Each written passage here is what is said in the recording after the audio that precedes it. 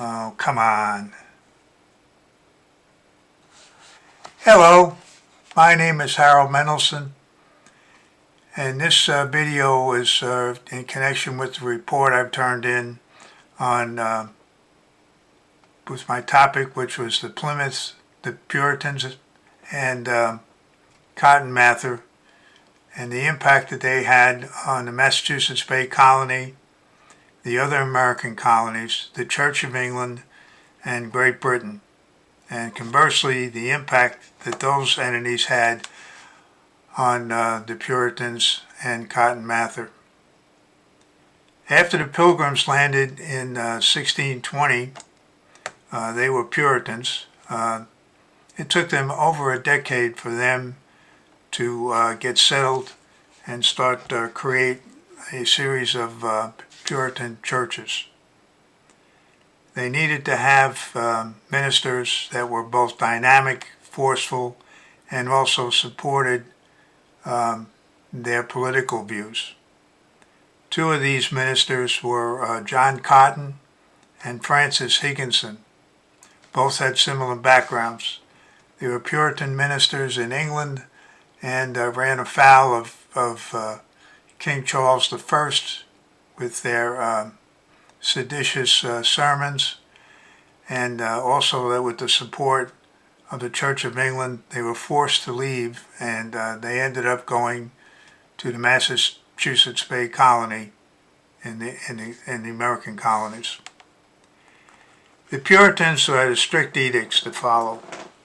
Part of this was, besides their beliefs in God, was the fact that they had strong work ethics. They believed in becoming profitable and having strict businesses that were profitable as well as ethical.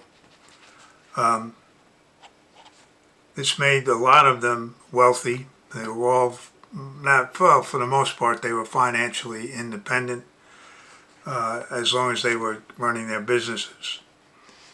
The problem they were running into was with King Charles I. He was influenced a lot by his Roman Catholic wife, and this was impacting, in their opinion, and corrupting the Church of England, which is why you had Puritans in the first place. As a result of that, when a group of them moved to Massachusetts Bay Colony.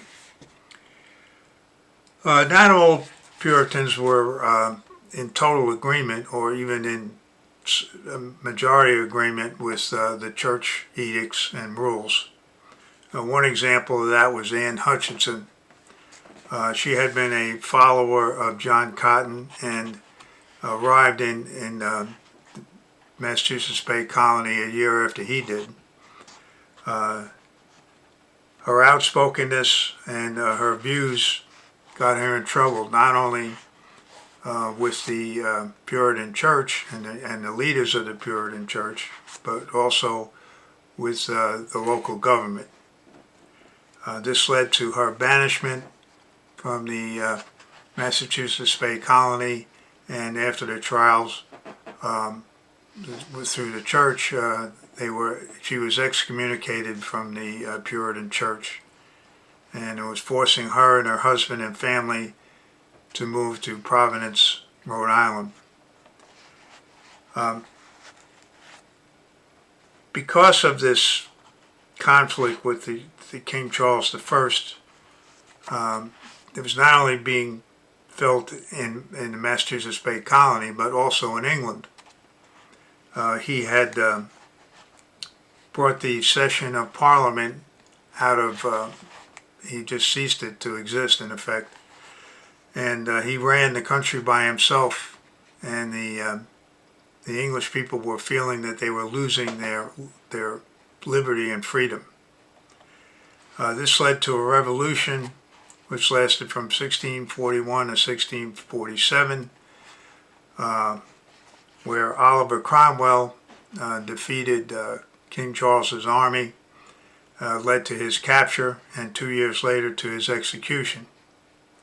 Unfortunately, Oliver Cromwell was a whole lot better at producing liberty as was King Charles I. When he passed away, his son became the formal King of England, and his title was King Charles II.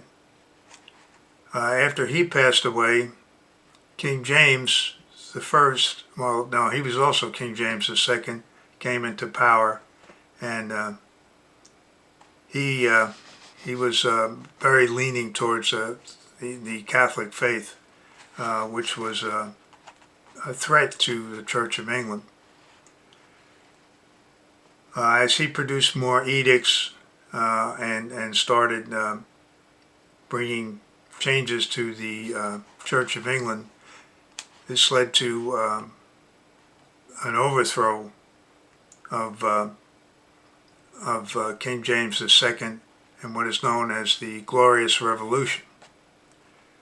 The impact that this had on the Massachusetts Bay Colony was after King James II became king, he created a new charter, canceling the old one for the Massachusetts Bay Colony, and he sent a new governor, Sir Edward Andros. He was not well liked. He started to increase taxes and promoting the Roman Catholic faith within the colonies. This led to his, there was a kind of a revolt going on, and this led to his overthrow. This happened at about the same time as the Glorious Revolution, and so what had happened was that one of the ministers in the Bay Colony, John Increase Matter, was a Puritan minister, and he had gone to England and started working on developing a new charter and a new governor.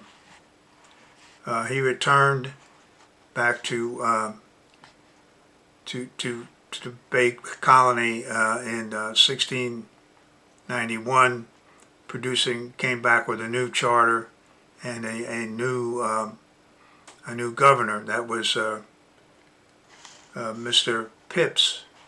Well, he was also an act of royalty. Then we have to have Cotton Mather. Now, Cotton Mather was the son of Increase Mather, and he was also a minister. Both he and his father had gone to Harvard, and at a very early age, they started going there at 12. They both graduated when they were around 16, 17 years of age, and they had graduated with a Bachelor of Arts degree. While Increase had gone to Europe to gain his master's degree,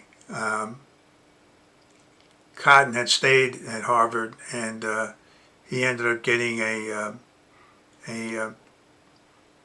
master's of arts degree, and his father had been in England, had returned from England originally, and had started becoming a minister. He was the second minister at the Old North Church, and in 1680, his son Cotton Mather joined him, and they would run that church together for the next 40 years.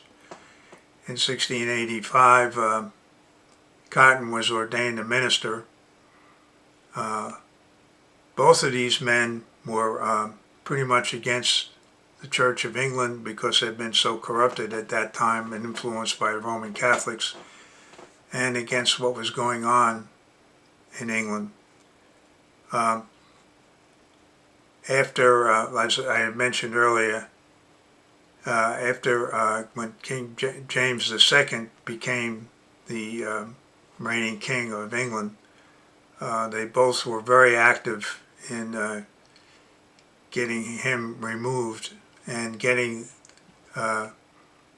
Sir Edmund Andros, the then governor of the Massachusetts Bay Colony, removed from office.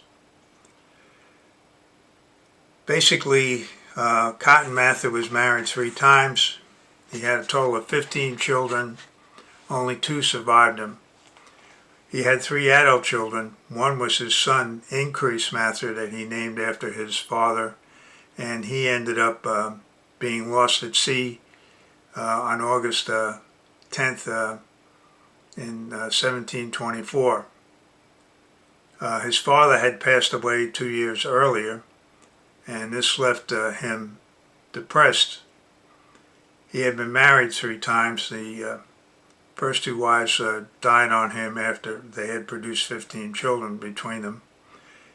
His third wife was subject to fits, and she had actually left him for about a 10-day period until she found out that he had lost his son, and then she returned and took care of him. He started to go downhill from that. He was depressed after the loss of his father and his son.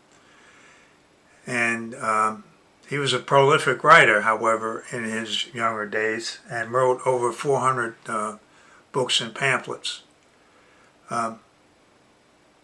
He was also very scientifically oriented. He wasn't sure if he was going to be a minister or not, and so he studied medicine on his own and had written books on medicine, things like getting inoculations for smallpox and how to treat various other diseases and conditions.